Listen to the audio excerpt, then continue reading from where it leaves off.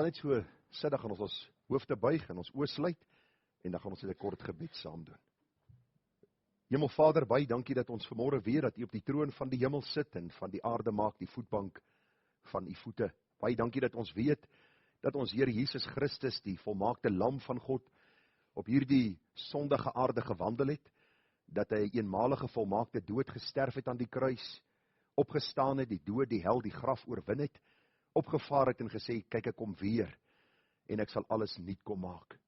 Ag Here, baie dankie vir die Heilige Gees wat uitgestort is op Pinksterdag, en dankie dat U wonderlike Gees ons lei deur die waarheid van die woord. En wil ons vanmôre in vreugde en in blydskap voor U buig en sê, Here, gee vir ons genade om ons oë gefestig te hou op U, die leidsman en volëinder van ons geloof. Dat ons U sal dien met blydskap. Dat ons voor U aangesig sal kom met gejubel. Dat ons sal erken dat U God is. Dat U ons geskaap het, dat ons die skape van U weide is. Here, U is die een wat vir ons lief het en deur die wonderlike, kosbare verlossingswerk van Christus aan U self verbind het. En vir ons gesê dat niemand sal ons uit die hand van die Vader ruk nie. My Vader is groter as almal, sê Johannes 10, vers 29, en niemand sal julle uit die hand van my Vader ruk nie. Wat 'n wonderlike vertroosting in hierdie de mekaar wêreld vir ons as U kinders. Vader, baie, baie dankie vir soveel genade en guns ook in ons gemeente. Baie dankie vir elkeen wat vanmôre veilig hier aangekom het. Dankie vir U reisende genade oor elkeen se lewe, vir hulle wat vanmôre afwesig is, weens siekte, wat die naweek bietjie weg is. Ons bid dat U goeie hand oor hulle sal wees, vir hulle wat veilig terug is, oor ver paaie, dank ons U. En ons vra, Here, dat U ons vanmôre sal seën met die keer van U seëninge, en Vader, dat Christus verhoog sal word in hierdie môre, en dat mense na Hom getrek sal word. Gemeente, genade, barmhartigheid en vrede word vir U geskenk van God ons hemelse Vader, en ook van ons dierbare Here Jesus Christus. En dit word kragtig menigvuldig deur die werking van sy Gees, ook hier by ons. Amen. Vriende, ek glo jy die aanhaling gelees op ons bord vanmôre, the church exists for the glory of God, not the entertainment of men. Pragtige gedeelte, of 'n pragtige aanhaling van Spurgeon, baie lief vir die man. Hy het soveel wonderlike waarhede kwyt geraak, en mag die Here vir ons seën. Ons gaan vanmôre 'n kort samevatting van die wet van die Here hanteer, en dan gaan ons staande belydenis doen vir ons algemene ongetwyfelde Christelike geloof, en dan gaan ons spontaan sing van Gesang 245, die 11de vers. En u sal sien, die musiek gaan dadelik basies begin, en dit is net so een noot, en dan begin ons die lied sing, net die 11de vers. Maar kom ons luister vanmôre wat die Here vir ons wil leer uit Matteus 22, vers 34 tot 40. Ek het in hierdie week daaroor gedink. Die groot probleem van die meeste kinders van die Here is dat ons gedagtes en ons koppe vol kennis is, maar die toepassing daarvan in ons harte is nie altyd daar nie. Die uitleef daarvan sien ons nie meer in hierdie wêreld nie. Mense sien Christendom as iets ekstra, iets wat ek nou maar moet saamdra, dat ek nie eendag in God se hel sal beland nie. Ek het hierdie week met 'n predikant 'n lang gesprek gehad van die Baptiste kerk, en toe sê ek vir hom die groot probleem wat 'n mens optel in die kerk van die Here Jesus, nie net hier in Suid-Afrika nie, maar wêreldwyd. As mense op 'n ander manier die hemel kon bereik het, sou hulle dit gedoen het. Glo my. Die feit dat Christus sê hy is die enigste weg, en baie mense glo dit, hou hulle maar daaraan vas, so amper soos 'n grashalmpie, en sê ek hoop maar dit gaan werk eendag in die ewigheid. Maar hier nou, in hierdie lewe, is daar min van Christus sigbaar in die kerk van die Here Jesus. En hier leer ons dit in Matteus 22. Die Here is besig om met die kerk mense te praat. Hy is besig om te praat met die kerk lui van sy tyd. En hy sê vir hulle, en ons lees daar in vers 34, toe die Fariseërs hoor dat hy die Sadduseërs die mond gestop het, het hulle almal saam vergader. Hierdie was die twee groepe in die tyd van die Here Jesus wat die kerk bedryf het, die sinagoge bedryf het. Hulle was in beheer van die Christendom, of kom ons sê eerder, die godsdiens van daardie tyd, want hulle het Christus nie erken as Messias nie. Vers 35 sê, en een van hulle wetgeleerde het 'n vraag gestel om hom te versoek en gesê, Meester, wat is die groot gebod in die wet? Jesus antwoord hom, jy moet die Here jou God lief hê met jou hele hart en met jou hele siel en met jou hele verstand. En net so onderbreking daar, vriende, jy sal onthou in Johannes 8, dus hier dieselfde mense met Jesus in 'n gesprek, en hulle sê vir hom, ons het Abraham as vader. Die Here sê vir hulle, nee, julle die duiwel as vader. Kan u glo dat die Here so sterk uitlating maak teen die kerklui van sy tyd? Mense wat die offers van Moses dan getrou bygewoon het, hierdie offers gebring het, getrou was aan al hierdie rituele. Hy sê vir hulle, julle dink julle is die kinders van Abraham, maar ek sê vir julle, julle is kinders van die duiwel. En die rede daarvoor, hulle die Here hulle God nie lief gehad met hulle hele hart, met hulle hele siel, en met hulle hele verstand nie. En nie een van ons vanmôre kan sê dat ons die Here so lief het nie, maar kinders van die Here poog elke dag. Soos Paulus sê, ons jaag daarna, ons gryp daarna. Maar dan is daar 'n tweede ding wat baie nou saamgaan met die eerste. Dis die eerste en die groot gebod dat ons die Here moet lief hê met ons hele hart, siel en verstand. Maar die tweede wat hiermee gelyk staan, jy met jou naaste lief hê soos jouself. Aan hierdie twee gebooie hang die hele wet en die profete. Nou vriende, om jou naaste lief te hê beteken nie om sonde lief te hê nie. Dit beteken nie om ongeregtighede te verdra en jou oë toe te hou vir die boosheid van ons tyd nie. Ek sê onlangs vir Calvin in 'n gesprek wat ons gehad het oor dinge wat aangaan in Suid-Afrika, dis sê ek vir hom, seun, ons moet nie vaskyk in 'n kleur nie, ons moet vaskyk in die boosheid wat aangaan. En dan moet ons bid dat die Here ook reddende genade sal skenk, sodat mense by die kruis sal uitkom en dan ook ware leiers sal wees. Maar dink aan my en jou lewe. Hoeveel mense is daar vanmôre wat ons miskien nie kan verdra nie? Kom ons bid die Here om vir ons 'n hart te gee van liefde, 'n hart van omgee.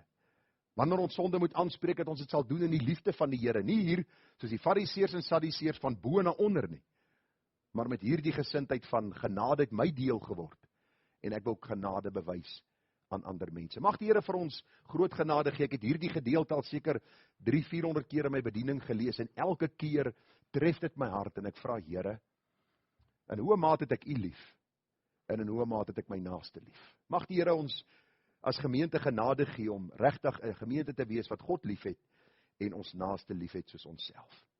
Ons gaan staande belydenis doen van ons algemene ongetwyfelde Christelike geloof. Elkeen kan saam in hulle hart spreek die volgende woorde en dan gaan ons spontaan sing van Gesang 245 vers 11. Kom ons staan. Nou vriende, met ons hele hart bely ons dat ons glo in God die Vader. Hy is die almagtige, hy is skepper van die hemel en die aarde. En in Jesus Christus, sy enige gebore seun, ons Here, hy is ontvang uit die Heilige Gees en hy is gebore uit die maagd Maria. Hy het gelei onder Pontius Pilatus, hy is gekruisig, gestorwe en begrawe en is neergedaal in die onderste dele van die aarde. Wat op die derde dag weer opgestaan het uit die dood, opgevaar het na die hemel en sit aan die regterhand van God, die almagtige Vader, van waar hy sal kom om te oordeel die lewende en die dode. Ek glo in die Heilige Gees. Ek glo aan 'n heilige algemene Christelike kerk, die gemeenskap van die heiliges, die vergifnis van sondes, die opstanding van die liggaam en 'n ewige lewe. Nou vriende, ek nooi om die woord van die Here vanmôre saam met my oop te maak by Filippense, die 4de hoofstuk, ons laaste boodskap in hierdie reeksie, wat handel oor riglyne, ten einde vas te staan en geestelike stabiliteit in die gemeente te verseker. Ons het so 5 weke gelede begin met hierdie reeks, vir u gesê dit is so 'n platform vir die nuwe jaar wat ons lê, sodat ons as individue vas kan staan in die Here, en dan ook ons as individue vorm dan die gemeente, dat ons as gemeente kan vas staan in hierdie wonderlike genade en roeping, waarin die Here ons geroep het. Wonderlik om deel te wees van die liggaam van Christus, en die Bybel sê vir ons, die hand kan nie vir die voet sê, ek het jou nie nodig nie. En dit is wonderlik om te sien hoe die Here ook hierdie liggaam van hom gebruik, om hom te verheerlik. Dit begin by die huisgesin, dan kom die huisgesin na die gemeente, en vanuit die gemeente gaan ons in die gemeenskap, om so die Here dan te eer en te verheerlik. So ons het begin so 5 weke gelede met die gedagte van riglyne, ten einde vas te staan en geestelike stabiliteit in die gemeente te verseker. Hierdie reeks is 'n uitvloeisel van dit wat ek in my Bybelstudie gedoen het, daar by my huis in Desember maand, wat gehandel het oor die gemeente in Filippi. Nou ek het al reeds deur die boek Filippense gepreek, en ek het hierdie sake ook al aangespreek in daardie tyd, maar in Desember maand het ek so 'n bietjie 'n Bybelstudie van my af verdeurgewerk, wat juis handel oor hierdie gedagte, omdat daar in die gemeente van Filippi ook so 'n bietjie onderlinge stryd was. Onthou jy die 2 tannies daarso? Judea en Sintigheid, die Bybel sê dat hulle so 'n bietjie haks geraak het met mekaar, nie oor teologiese sake nie, maar oor alledaagse dinge wat vinnig uitgesorteer kon word, het hulle so kwaad geraak vir mekaar, dat daar verdeeldheid in die gemeente gekom het, en die apostel Paulus begin, en hy skryf, onthou hy is nie fisies daar nie, hy sit in die tronk, hy is 'n gevangene ter wille van Christus, hy hoor van hierdie verdeeldheid wat aangaan, en hy skryf nou hierdie brief onder leiding van die Heilige Gees, en hy skryf aan hierdie gemeente. In die eerste plek sê hy vir hulle in hoofstuk 4, hy sê vir hulle, beveg verdeeldheid Is noodsaaklik dat ons een van sin en een van siel in die Here sal wees. Johannes 17 bid die Here 5 maal dat ons een sal wees, sodat die wêreld kan weet dat Christus ons dan gered het en Christus gestuur is as die redder en as die verlosser van hierdie wêreld. So die eerste ding is, beveg verdeeldheid. As jy nie saamstem met 'n ander broer nie, of as 'n ou vir jou kom sê, luister, ek skree vir die blou bulle. Is nie nodig om hom af te skryf nie. Jy kan hom jammer kry, maar is nie nodig om hom af te skryf nie. Dis presies waaroor hierdie verdeeldheid gegaan het. Dit was oor klein elementêre dingetjies gewees. Die tweede gedagte, sê die apostel Paulus vir die ouderlinge, wees mekaar behulpsaam. Die ouderlinge moes hierdie 2 vrouens ondersteun het, die gemeente moet mekaar ondersteun. Dis nie net om mense af te skryf en te vergeet en te sê, ag, as daai een wil uit die gemeente gaan, laat hy gaan nie. Nee, doen navraag. Hoe gaan dit met die persoon? Praat met hulle, roep hulle op, dat die eenheid van die gemeente nie versteur kan word nie. Daarom moet ons as gemeente mekaar behulpsaam wees. En dan die derde gedagte, waaroor ons gepraat het, is verbly jou in die Here. Vriende, mense gaan jou teleurstel, omstandighede gaan jou teleurstel. Selfs jou bonus wat jy kry aan die einde van die jaar stel jou teleur, want ons wil altyd so bietjie meer hê. Maar die hele gedagte, as ons verbly in die Here, dan weet ons dat alles ten goeie meewerk vir die wat volgens die voorneme van die Here geroep is. Ek het vanmôre 'n artikel gelees van Dr. R.C. Sproul wat handel oor God se voorsienigheid in ons lewe. En dan besef ons, daar's niks wat in ons lewe gebeur wat toevallig is nie. Goed en sleg word deur God se hand vir ons afgeweeg. Daarom verbly ons in die onveranderlike God en nie in ons omstandighede nie. Nie in die dinge wat met ons gebeur nie. Dis hoe ons stabiliteit in ons eie geestelike lewens kan hê en dan ook in die gemeente. Die vierde een is die gedagte van vriendelikheid teenoor alle mense. Oom het eendag vir my gesê, hy sê ek vertel 'n grappie vir iemand, dan dink hulle ek beklei met hulle. So baie mense is meer vriendelik as ander mense. Ek sê nou dag vir my vrou, sy's geseën met 'n geweldige vriendelike persoonlikheid en ek weet nie of ek 'n te diep militêre persoonlikheid het nie, maar die gedagte, ons poog deur God se genade om vriendelik te wees. As iemand my groet ek hulle met die vriendelikheid van Christus. Ek kyk hulle in die oë en ek glimlag, want daar is baie om oor dankbaar te wees as jy aan die Here Jesus Christus behoort. Die vyfde gedagte, hoe kan ons stabiliteit in ons eie lewens en in die gemeente dan ook verseker is om nie besorgd te wees nie. Ons bekommer ons oor alles en nog meer, en soms is ons bekommerd omdat daar nie veel is om oor bekommerd te wees nie. Dan dink ons by onsself, maar dit kan nie so goed gaan nie. Iemand kom eendag na my toe en hy sê vir my, ek is bang, ek is benoud. Ek sê, waaroor is jy benoud? Hy sê, dit gaan goed met my. Dit gaan goed in my besigheid, dit gaan goed met my vrou, dit gaan goed met my kinders. Ek wonder wanneer gaan iets my tref. Toe dink ek myself, het die vyand ons al so mislei, dat ons nie kan geniet wat God ons uit genade gee nie. Moenie besorg wees nie. Goed en sleg is deur God afgeweeg. Moenie jou in sonde begewe nie, ja, verseker. Moenie die pad van sonde bewandel en as daar iets met jou gebeur, sê, maar Here, hoekom het U dit nou gedoen nie? Lewe heilige lewe, vra die Here vir genade, maar moenie oor alles bekommerd wees nie. En dan leef biddend. Ek het vir u gesê, as ons biddende kinders van God is, dan sal ons ook oorwinnende kinders van die Here wees. Ons sal oor die sonde oorwin. Ons sal leer om mekaar te verdra, mekaar lief te hê. Ons sal leer om ons te verbly in die Here. En hierdie gebed beteken nie elke môre 2,5 ure, 3 ure in die binnekamer nie. As jy dit kan doen, wonderlik, ons is die Here dankbaar. Maar ons almal is besige mense, maar sorg dat jy in die oggend jou dag begin met gebed en deur die loop van die dag met die Here praat. En mag die Here ons biddende mense maak. En dan het ons laasweek begin praat oor die gedagte van ons gedagte wêreld, hoe ons dink, en ons het gekyk na, broeders, alles wat waar is, alles wat eerbaar is, alles wat regverdig is, moet ons bedink. Die gedagte van alles wat waar is, God se woord is die bron van waarheid. Jesus sê, heilig hulle in u waarheid, u woord is die waarheid. Eerbaar, ons het daarna gekyk en regverdig, dinge wat reg is, dit is wat ons moet bedink. Nou gaan ons vanmôre vir oulaas hierdie paar verse lees en dan by die laaste boodskap uitkom wat handel oor riglyne ten einde self geestelik vas te staan en geestelike stabiliteit in die gemeente te verseker. En DV volgende week gaan ons weer 'n psalm hanteer. Gaan ons bietjie weer kyk na die psalms en die Here vertrou om vir ons te leer uit sy wonderlike woord. Die apostel Paulus onder leiding van die Heilige Gees skryf, hy sê daarom, my geliefde broeders, ons kan ook sê daarom geliefde gemeente, na wie ek ook verlang my blydskap en kroon, staan so vas in die Here, geliefdes.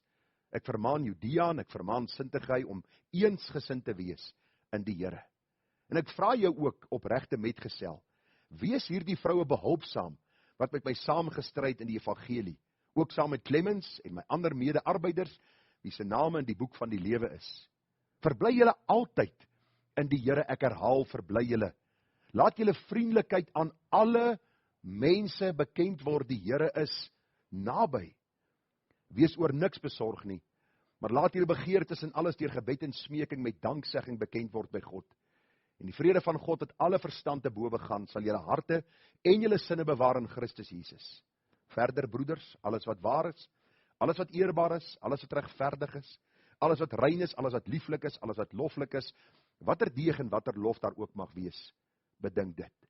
En wat julle geleer en ontvang en gehoor en in my gesien het, doen dit. En die God van vrede sal met julle wees. Jy sal onthou, ons het by een van hierdie boodskappe ook vers 9 net ingebring, die gedagte wat die apostel Paulus vir hierdie gemeente sê. Wat julle geleer, ontvang en in my gesien het, doen dit. Onthou jy die vraag wat ek gevra het? Kan jy as pa in jou huis opstaan en vir jou vrou en jou kinders sê, wat julle van my geleer het, wat julle in my gesien het, en van my gehoor het, doen dit. Sal die ma dit kan sê, sal die kinders dit kan sê. Dit moet die gesindheid wees van elke kind van die Here wat vasstaan in die Here en oorwinnaar in die Here wil wees, dat ons 'n navolgingswaardige voorbeeld vir ander sal laat. Mag u en ek ook die genade vind om hierdie groot waarheid te sien en die Here ook so te verheerlik. Nou vriende, ons gaan sommer dadelik wegval met die vierde gedagte wat ons gedagte wêreld aanbetref. Ons nou al reeds gekyk na die gedagte alles wat waar is en alles wat eerbaar is en alles wat regverdig is, wat ons moet bedink. Vanmôre kom ons by die volgende gedagte aan, en dit kom daaruit vers 8 uit, dat ons moet bedink alles wat rein is. Alles wat rein is. Hoor wat staan in Filippense 4:8. Verder broeders, alles wat rein is, bedink dit. As jy hierdie vers wil memoriseer, begin met die gedagte. Verder broeders, of verder gemeente, sit jou eie naam daarin. Verder Gerard, alles wat waar is, bedink dit. Gerard, alles wat eerbaar is, bedink dit. So sit jy elke keer jou naam in, jy sit elke keer die gedagte wat Paulus sê, en dan die bedinkgedagte, sodat jy kan leer, dat hierdie gedagte in Filippense 4:8 is, om ons denke te verander. Soos ons dink, so tree ons op. Wat binne in ons hart aan die gang is, kom uit in ons lewe. Daarom sien jy dikwels mense, wat jy rekenkinders van die Here is, wanneer hulle weg is, onder die toesig van ander kinders van die Here uit is. Hoor jy hoe hulle praat, hoor jy hoe hulle lag en gesels en geniet dit wat die wêreld vir hulle bied. En soos ek eendag die geval gehad het, daar by Mosselbaai golfbaan, daar is so 2-3 manne saam wie ek gespeel het, ek ken hulle van geen kant af nie, hulle ken my van geen kant af nie, ons ontmoet mekaar, ek hoor hulle werk toe saam by die Medupi kragstasie, en hierdie manne praat, ek wil vir u sê woorde wat ek nie in hierdie gemeente of buite die gemeente sal noem nie. En ek bly stil en ek kyk vir hulle so, en hierdie manne gesels en hulle gesels, en toe ons by die tweede T-box aankom, dis nou waar jy van afslaan. Dit is eintlik die slegste plek op die golfbaan, want jy wil eintlik jou bal maar iewers te gaan sit waar jy hom graag wil hê, nie waar jy hom slaan nie. Vra hulle vir my nou, wat doen jy vir 'n lewe? En ek sê vir hulle, nee, ek is 'n predikant. Ek wil vir julle sê, dit was nie lank daarna nie, toe vertel die man, wat die meeste gepraat het, vir my vertel hy vir my, hy is besig om 'n boek te skryf, 'n geestelike boek te skryf. En hy is besig om met my allerhande dinge te praat, en ek dink by myself, is dit nie hoe baie mense die Christendom sien nie?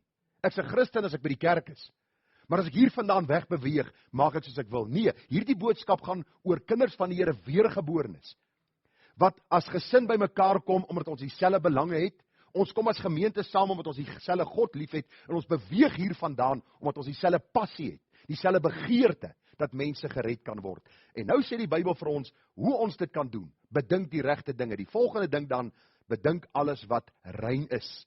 Nou die woordjie rein, vriende, in die Grieks is die woordjie hagnos, en beteken properly clean, that is innocent, modest, perfect, en die rein is eenvoudig, dat ons morele rein gedagtes sal bedink. Nou, u verstaan wat morele rein gedagtes is. Met ander woorde, dis nie in die rigting van die seksuele.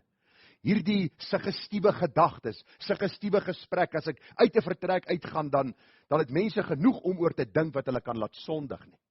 Die Here sê, alles wat rein is, dit moet ons bedink, wat skoon is. Daarom is belangrik, vriende, dat ons sal sien, dat my gedagtewêreld bepaal ook my optrede. Almal onthou seker vir Keith Daniel, nou, waar hy presies gestaan het, met sekere teologiese sake, weet ek nie altyd nie, maar dat hy deur die Here gebruik was, is 'n ding wat vir my uitgestaan het, 'n bidder, 'n man wat oor die wêreld gegaan het, en gaan praat het met mense, oor sekere sondes in hulle lewe, veral predikante, en hy vertel dat in die meeste gevalle, waar hy met predikante moes gaan praat het, wat seksueel gesondig het, en uit die bediening geskort is, dat hy by hulle gekom het, en vir hulle gevra het, brother, what is wrong? En dan het die ou gesê, nee, ek het dit gedoen, en ek het daai vrou ontmoet, en ons het saam gaan kuier, en die sonde het plaasgevind, dat sê vir hom, nee, wat is jou eindelike probleem? En dan vertel die ou om die storie oor. Dan by die derde keer, as die man frustreerd raak met Keith Daniel, dan sê hy vir hom, jou probleem is, dat jy God afgeskeep het. Jou gedagtes het begin dwaal, in plaas van om oor die woord van die Here te dink, en te pyns, en soos ons laasweek gesê het, te broei oor God se woord, sodat dit vrug kan dra in my hart, het jy jou gedagtes gerig in 'n ander rigting, jy het God se woord begin eenkant skuif, en dis, vriende, waar die meeste ellende in kinders van die Here se lewens plaasvind. Ons lees die Bybel deur, miskien 'n eerste, of 'n tweede, of 'n derde keer, en ons reken, maar wat kan God my nog meer leer uit die Bybel? En ek pleit by u dat ons nooit so gesindheid sal koester nie. Want ons as mens verander gedurig deur. Ons omstandighede verander. Daarom, soos ons die woord lees, so praat God met ons binne in ons omstandighede, en die oomblik wanneer my gedagtes begin beweeg in 'n sondige rigting, is die Heilige Gees getrou om vir my te sê, my kind, bedink die dinge wat rein is, skoon is, skoon morele gedagtes. En in ons land, vriende, sal u met my saamstem, en wêreldwyd het sonde in ons huis ingekom. Die selfoon, die rekenaar, die televisie, dis Netflix en YouTube en allerhande tubes wat daar nog is. En die hele gedagte is, ons is gretig om daarna te kyk, en ons dink nie aan die Bybel wat vir ons sê, as kinders van God moet ons rein gedagtes bedink nie. En daarom belangrik dat ons sal sien wat die Here vir ons wil leer, dat ons alles wat rein is moet bedink. Hoor wat sê Jesus in Matteus 5 vers 27. Julle het gehoor dat aan die mense van die oudheid gesê is, jy mag nie egbreek nie, maar ek sê vir julle dat elkeen wat na 'n vrou kyk om haar te begeer, reeds in sy hart met haar egbreek gepleeg het. Die gedagte van om jou gedagtes rein te hou, soos Job sê, ek het 'n verbond met my oë gesluit, dat ek nie na 'n ander man se vrou sal kyk nie. Belangrik om hierdie saak raak te sien, want as ons as kinders van die Here in hierdie wêreld staande wil bly, dan moet ons rein gedagtes bedink. As u geval het in hierdie sonde, pleit ek by u om vergifnis by God te gaan vra, u rug te draai op die sonde, u oë te vestig op Jesus, en die rein gedagtes te bedink. 1 Timoteus 5:22 sê vir ons in die laaste gedeelte, hou jouself rein, hou jouself skoon. Luister, ons is groot mense wat vanmôre hier sit. As jy nog 'n kind in die huis is, het jy 'n pa en 'n ma wat genadiglik oor jou toesig hou, maar soos jy deur die jare gaan en jy word groter, is daar niemand wat oor jou skouer kyk nie. Behalwe God. Dis hy wat jou sien. Dis hy wat weet. En daarom is dit belangrik dat ons onsself rein sal hou.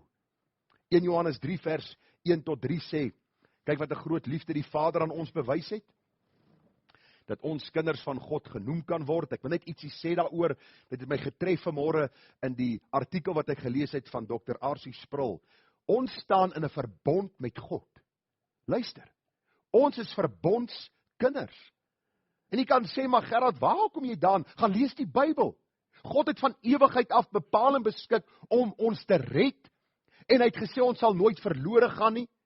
Hy hou ons in die holte van sy hand, en daarom moet ons vanmôre ook opleef na hierdie standaard. Ons wat gewas is in die bloed van die lam moet so leef, dat ons vanmôre kan sê, watter groot liefde het die Vader net nie aan my bewys, dat 'n kind van God genoem kan word nie. Dit maak my nie hoogmoedig nie, ek staan nie op 'n, verskoon die platvloerse uitdrukking, en ook die Engelse gedagte van 'n pedestal, hier op 'n stellasie, ek kyk af na U nie. Ek staan nie op 'n verhoogie en kyk na die ander neer en sê ek is 'n kind van God nie. Nee, ek sien God se liefde aan my geopenbaar in Jesus Christus. En nou kom die gedagte, om hierdie rede ken die wêreld ons nie, omdat dit hom nie geken het nie. Dis vir my aangrypend, hoe mense Sondag in die kerk van die Here sit, en Maandag tot Saterdag geniet hulle die wêreld en sy plesiere, soos hulle Sondag saam met die kerkmense die diens geniet en buitekant saam kuier en koffie drink. Hoe is dit moontlik? Die Bybel sê, om hierdie rede wil die wêreld met julle niks te doen hê nie. Die wêreld haat kinders van God. Die hele groot gedagte is, omdat ons deur God verkore is, gekies is, gered is, gereinig is. Vers 2, geliefdes, nou is ons kinders van God, en dit is nog nie geopenbaar wat ons sal wees nie. Maar ons weet dat ons, as hy verskyn, aan hom gelyk sal wees, omdat ons hom sal sien soos hy is. Hierdie gelyk aan hom beteken nie, ons gaan Christus word nie, jy weet dit seker. Baie van hierdie kerke op televisie, ek wil nie noodwendig sê Pinksterkerke nie, maar die charismatiese kerke sê dat ons eintlik maar klein Christusse is. Watter dwaling, watter leuen. Ons sal nooit Christus wees nie. God drie enig, Vader, Seun, Heilige Gees. Christus het gekom na hierdie aarde. Hy is die koning wat vir ewig gekroon word. Gelyk aan hom in die gedagte, ons sal nooit weer sondig nie. Daar sal nooit weer 'n sterfdag in ons lewens aanbreek nie. Daar sal die ewige aanbidding wees van hom, wat ons vry gekoop het. Vers 3 is nou die oproep vir my en vir jou, terwyl ons nog op hierdie aarde is, in hierdie sondige bestel, en elkeen wat hierdie hoop op hom het, reinig homself soos hy rein is. Nou wie van u het al, as jy iets wil inskep, 'n bord uit die kas gehaal, en jy vat so onder aan hom, en jy, wat is hierdie? En jy sien onder as veiligheid onder die bord, want die bord het mos op mekaar gestaan. Het miskien gemis. Sê vir my, sit jy daai bord neer en jy eet dit om uit? Nee, selfs kalfyne, kyk hom so. Pa, kyk hoe lyk hierdie bord. Gaan sit hom terug in die wasbak, en wat doen ons dan? Dan draai ons hom om, en ons was hom. Ons kry hom skoon, want ons wil hom gebruik. Die Here wil ons bruikbare instrumente maak, daarom moet ons rein wees in ons gedagte. Ons kan nie, vriende, met al die sondige en wêreldse begeerlikhede in ons gedagtes sit, en dink dat ons God kan verheerlik nie. En luister wat sê die Bybel, elkeen wat hierdie hoop op hom het, reinig homself. Hoe reinig jy jouself? Sê gou vir my. Bernie verstaan nie wat ek nou sê. Ek sien sy kyk my net so. Hoe reinig ek myself? Ek lees die woord, ek bid, ek is gehoorsaam aan God, ek vra, Here, help my om rein te lewe voor U. Ek het 'n poging wat ek aanwend deur die Gees van God wat in my hart woon. En ek vra, Here, help my dat ek rein sal wees soos U rein is. Gaan ek dit bereik op hierdie aarde? Nooit. Ons gaan nooit sondelose volmaaktheid bereik nie, maar in ons gedagtewêreld gaan ons vra, Here, help my om te bedink wat rein is. Nie in die seksuele, nie in hierdie suggestiewe, perverse gedagtes nie, maar gedagtes wat U verheerlik. Ek vra U, watter geur laat U na wanneer U in 'n gesprek was met mense? Sal hulle sê, maar joh, hierdie ou sê hy's 'n kind van die Here, en hoor wat praat hy? Hoor wat raak hy kwyt? Hoor waarna kyk hy? Daarom is dit belangrik dat ons hierdie groot waarheid vanmôre sal sien. Die volgende gedagte is, alles wat lieflik is, moet ons bedink.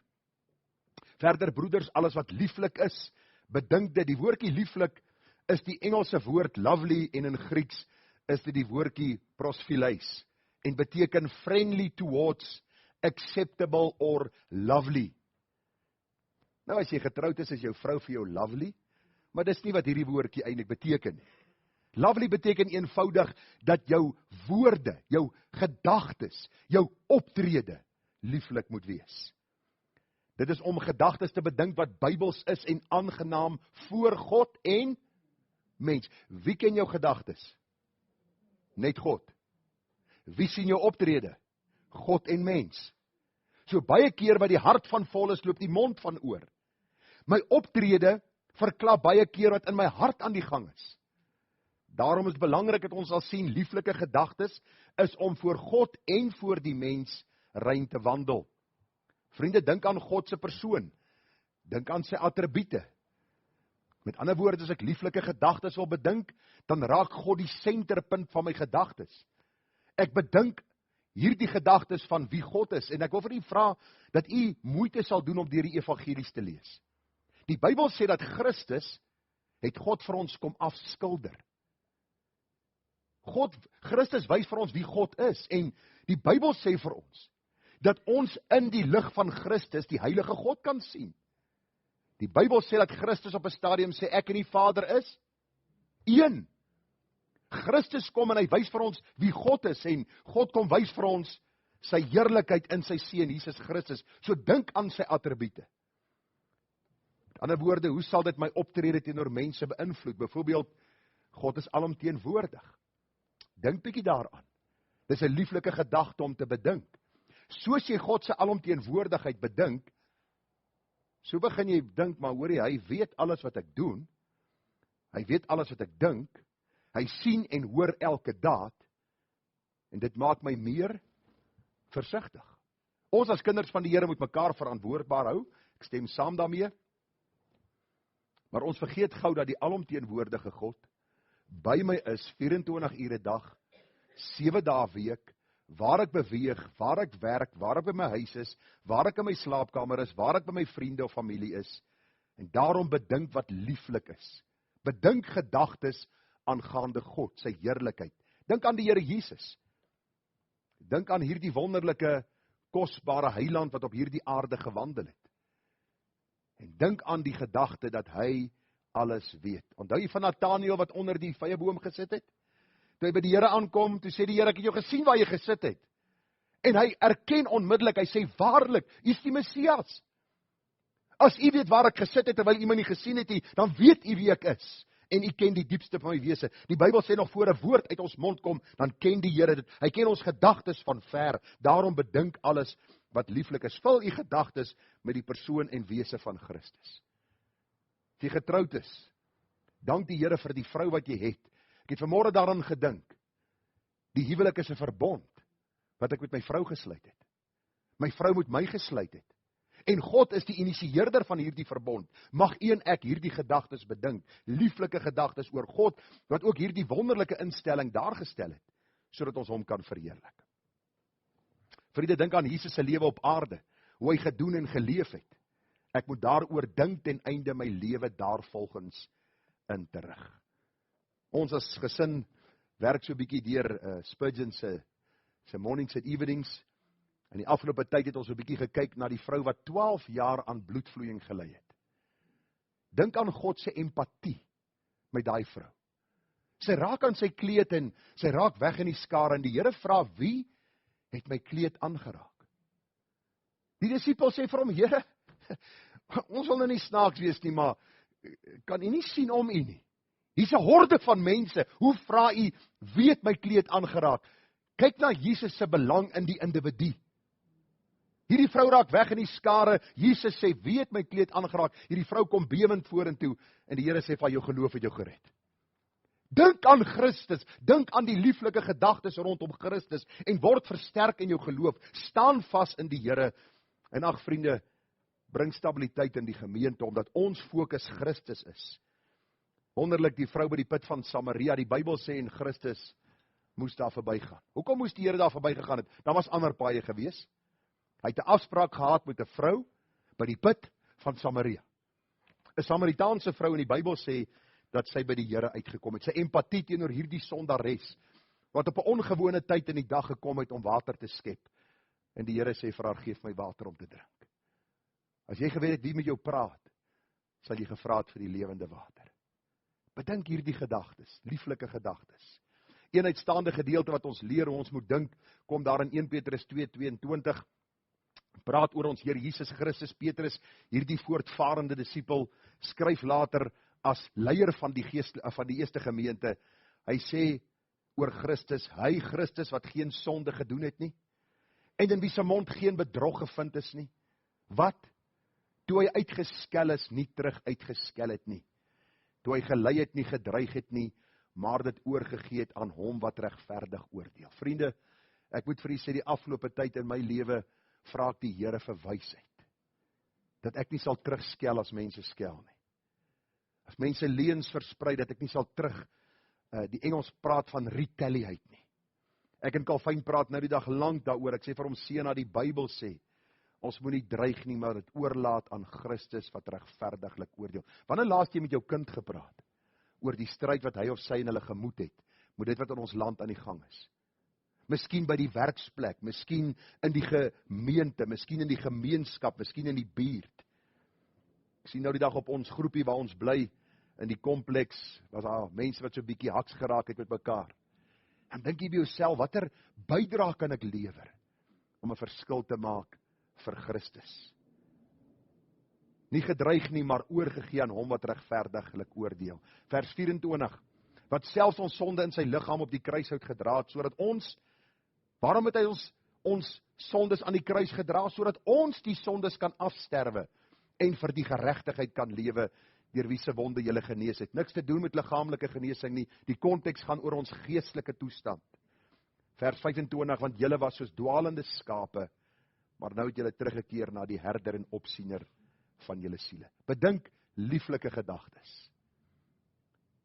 Hierdie naam van die Here Jesus Christus, sy persoon, sy karakter, sy wese, hoe hy God vir ons kom wys het, is lieflike gedagtes om te bedink. Die voorlaaste ene is alles wat loflik is.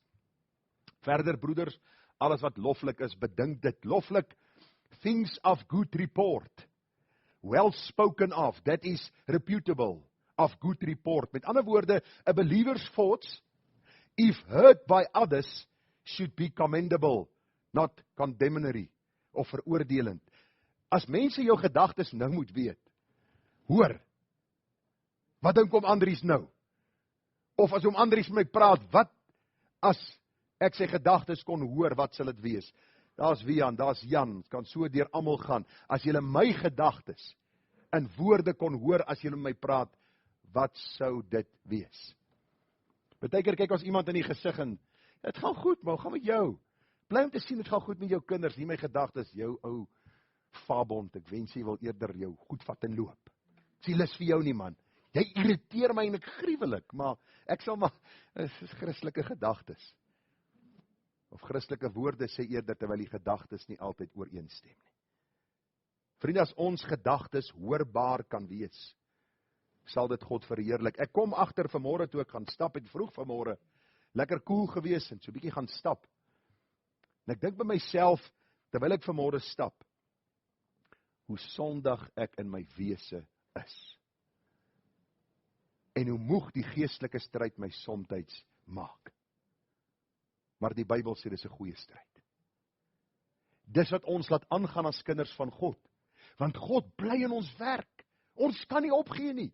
Het jy al probeer die Christelike lewe opgee? Daar's nie 'n kans nie. Jy kan hoeveel keer val, jy staan op. Want God se gees werk in jou. En jy sê, Here, ek kan nie los nie. Want U sal my nie los nie. Dis die wonderlikheid van kindskap. Afgodediens is, jy moet heeltyd presteer om die afgod tevrede te stel. Jy moet heeltyd presteer om hierdie afgod is 'n glimlag oor jou lewe te kry. En dan moet jy dit offer en dat offer en kyk hoe vet is daai Boeddha beeldjie al. Hulle offer hom en hulle voer hom heeltyd en hy kan vir hulle niks doen nie. Ons God is die God wat vir ons sê in die woord dat ons moet alles bedink wat loflik is. Dat as ons gedagtes hoorbaar is, dat mense kan sê, maar hierdie man, hierdie vrou behoort aan die Here. Dis 'n stryd, vriende, want ons gedagtes hardloop baie keer met ons weg. Somstyds wanneer mense ons te nagekom het, bedink ons definitief nie goeie en mooi gedagtes teenoor hulle nie. Daarom het ons nodig om die goeie stryd te stry. Die Bybel sê ons worstelstryd is nie teen vlees en bloed nie. Dis 'n geweldige stryd. Dis 'n intense stryd. As Christendom maklik was, sal almal eendag in die hemel gewees het. Maar dit is 'n lewe van selfopoffering. Kruisopname en volg van Jesus. Lukas 6:45 sê die goeie mens bring uit die goeie skat van sy hart tevoorskyn wat goed is. En die slegte mens bring uit die slegte skat van sy hart tevoorskyn wat sleg is, want uit die oorvloed van die hart spreek sy mond. Onthou u die barmhartige Samaritaan? Die man is deur rowers oorval en die leviet loop verby. Hy wil niks sien nie, hy wil niks hoor nie, maar voor ander het hy hierdie vertoon dat hy 'n Lewiet is, eintlik 'n heilige persoon. Hier kom hierdie vervloekte Samaritaan in die oë van die Jode en die Here vertel juis aan die Jode hierdie verhaal. En hier kom hierdie man se hart eintlik sigbaar in werking, toe hierdie man se wonde verbind en hom op hierdie donkie of esel van hom laai en hom by die herberg gaan aflaai en sê ek sal betaal as ek terugkom wat nodig is. U sien ons harte en ons optrede moet sinkroniseer. Ons gedagtes en ons optrede moet sinkroniseer. Daarom bedink alles wat loflik is. Gedagtes wat God kan verheerlik. Psalm 37 vers 30 sê die mond van die regverdige verkondig wysheid en sy tong spreek wat reg is. Die wet van sy God is in sy hart of in sy gedagtes. Sy gange sal nie wankel nie. Wat is ons tema? Hoe om geestelik vas te staan en stabiliteit in jou eie lewe en in die gemeente te bereik, te versterk, daar te stel. Spreuke 10 vers 19, baie belangrik, want daar staan by veelheid van woorde ontbreek die oortreding nie. Maar hy wat sy lippe inhou, handel verstandig. Die tong van die regverdige is uitgesoekte silwer. Die hart van die goddelose is min werd. Ek en Evelkie het nou die dag so 'n bietjie 'n dokumentêr gekyk na die tempel wat hulle gebou het en later die paleis van Salomo. Hulle praat iets soos 65.000 triljoen rand. Maar hulle wys so die skatkamers van Salomo, is alles nou net 'n voorstelling, maar waar die goud is en die silwer. Hoor wat sê die Bybel? Ons lippe, ons woorde moet uitgesoekte silwer wees, iets kosbaars wees. Die hart van die goddelose aan die ander kant is min werd. Vers 21, die lippe van die regverdige help baie mense reg. Maar die dwaase sterf deur gebrek aan verstand. Hoeveel keer het ek hierdie geval gehad in my huis, Gerard, Regard, Kalfyn. Dan raak hulle diep ontsteld oor sekere dinge. Dan sê kom ons praat daaroor. Dan praat ou Kalfyn. Man, hy praat. En die hartjie vertel vir my wat aangaan. Of die woorde wat in die hartjie aangaan. En as ek klaar is, sê ek vir hom, seun, okay, kom ons kyk wat sê die Bybel daaroor. Ek sê nou dag vir hom is al verwysingsraamwerk wat ek het. Want as ek uit die vlees van my kind moet raad gee, sal ek en hy miskien 'n revolusie veroorsaak. Ons sal miskien Sondag hier, ons slotlied sal wees uit die blou van ons hemel, uit die diepte van ons see. En ons sal hier uitstap en iets begin wat ons nie moet begin nie. Maar ek kan nie met my hart gaan nie, want my hart kan my nie lei nie. My verstand lei my soos God se woord en sy waarheid my lei. En ek leer my kind en ek sê vir hom, luister Sena, ek kan jou reg help ooreenkomstig die skrif, terwyl ek my eie hart ondersoek en vra, Here, help my om rein voor U te lewe. Om loflike gedagtes te bedink. Laat julle woord altyd aangenaam wees, met sout besprinkel, sodat julle kan weet hoe julle iedereen moet antwoord. Nou my vrou, almal weet dit nou al, ek maak elke môre vir haar oudspap. Oudspap van alle dinge. Seker omdat daar 'n tiger op is, né? Sy dink seker ek's haar tiger. Maar hoe dit ook al mag sê. Ek maak oudspap in die oggende. En een oggend kon ek nie oudspap maak nie, sy maak vir haarself en sy vergeet die sout. En sy eet oudspap oggend en aand. Nou praat ek uit ons huis uit. Oggend en aand, dis nie omdat ons gebrek het aan voedsel nie, maar sy lief vir oudspap. Oggend en aand. En toe sy daai lepel ouds vat en in haar mond sit wat nie sout in het nie. Was dit vir haar aangenaam? Glad nie. En dis wat die Here vir ons sê, ons woorde moet aangenaam wees, met sout besprinkel. Dit moet smaak gee. Daarom, vriende, is dit noodsaaklik dat ons woorde met sout besprinkel sal wees, sodat ons kan weet hoe om iedereen te antwoord. Partykeer praat jy met iemand en die vlees kom en hy klop hierso. Jy al gevoel as jou nek so begin maak. Jou oog begin so maak. Jy dink vir jouself, wat is nou fout? En die vlees sê vir jou, hoor, sort hier jou uit. Here, help my. Help my. Dat ek nou die dinge sal bedink, wat U van my vra, dat ek mense sal antwoord ooreenkomstig U woord, en nie uit my vlees nie, sodat God verheerlik kan word. Die laaste gedagte, vriende, baie kort, net 'n samevatting. Die apostel Paulus sê, watter deeg en watter lof daar ook mag wees, bedink dit. Anything that God deems praiseworthy. Anything that God deems praiseworthy. Bedink dit. Dis belangrik dat ons dit sal sien. Dr. John MacArthur skryf, hy sê the key to godly living is godly thinking. Soos die man in sy hart bedink, so is hy, soos ons verlede week vir u gesê het in die vers daaruit Spreuke.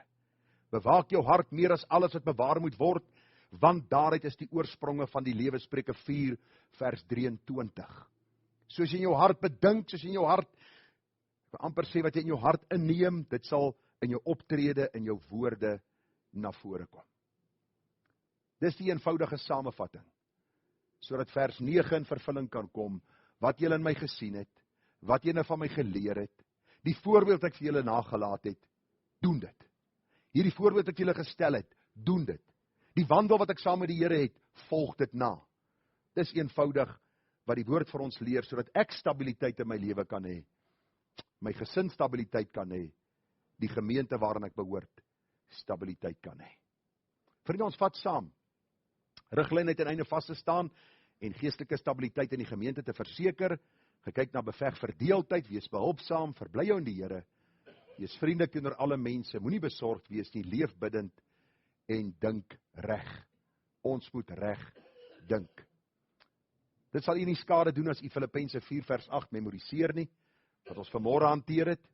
Verder broeders, alles wat waar is, eerbaar, lieflik, of regverdig, wat rein is, wat lieflik is, wat loflik is, wat deeg en lof daar mag wees, bedink dit. En dan die vers van laasweek, as julle dan saam met Christus opgewek is, soek die dinge daarbo waar Christus is, en aan die regterhand van God sit, bedink die dinge wat daarbo is, en nie wat op die aarde is nie, want, as kinders van God het ons gesterwe, en ons lewe is saam met Christus verborge in God.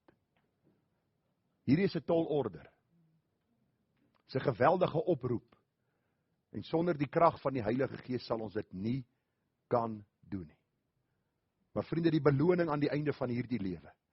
Ek het hierdie week so mooi ding gesien waar die persoon wys wat verskillende mense aan dink. Hierdie een dink aan sukses in die besigheid. Hierdie ou dink aan sukses by sy werksplek en bevordering. En hierdie ou dink aan om 'n gelukkige lewe te hê, en die ander een sy gedagte wat in 'n beeld uitgebeeld word. Waar hy buig voor God en hy hoor uit sy mond mooi so. Goeie en getroue diensknegt. Een lewe. Gou gaan dit verby. Dit wat ons vir die Here gedoen het, sal staande bly. Kom ons bid saam. Hemelvader, ons besef ons gedagtes is belangrik. Ons moet die regte dinge bedink. Vergewe ons die kere waar ons sondig, waar ons struikel. Help ons om hierdie goeie stryd te stry. Ons is op 'n oorlogsveld, Here, ons beleef elke dag die aanvalle van die vyand, van die wêreld, en ons eie vlees wat dikwels in opstand is teenoor u waarheid en u woord. Daarom pleit ek, Here, dat u vir my en my huis sal bewaar. Elke broers kerkraadslid en hulle gesinne en hulle kinders en ons gemeente. Ag dierbare Here, ons besoekers, hulle wat inskakel, hulle wat bely hulle behoort aan u, dat ons sal besef dat ons in hierdie stryd gewikkel is tot daardie dag, wanneer u ons oproep in u heerlikheid, om vir ewig by u te wees. Ag Here, ons pleit dat ons onsself rein sal hou soos u rein is, dat ons verantwoordelikheid sal nakom, maar ook in dieselfde asem sal sê, Here, sonder u kan ek niks doen nie. Baie dankie dat ons almal hier vanmôre in hierdie stryd gewikkel is, dat ons maar net vanmôre soos pasiënte na hospitaal toe kom, vir behandeling, dat ons God se woord kry as teevoeter, as antibiotika, vir ons sonde probleem, vir ons nood om wysheid te verkry, om in hierdie wêreld te lewe. Dankie vir hierdie instelling, dankie vir die kerk as liggaam van u, dankie dat u die hoof is hier en self die kerk in stand hou, en dankie dat u ons deur u woord leer, elke dag onderrig, sodat ons rein en heilig voor u kan lewe. Here, help ons, en word u in alles verheerlik. Ons loof en ons prys u naam.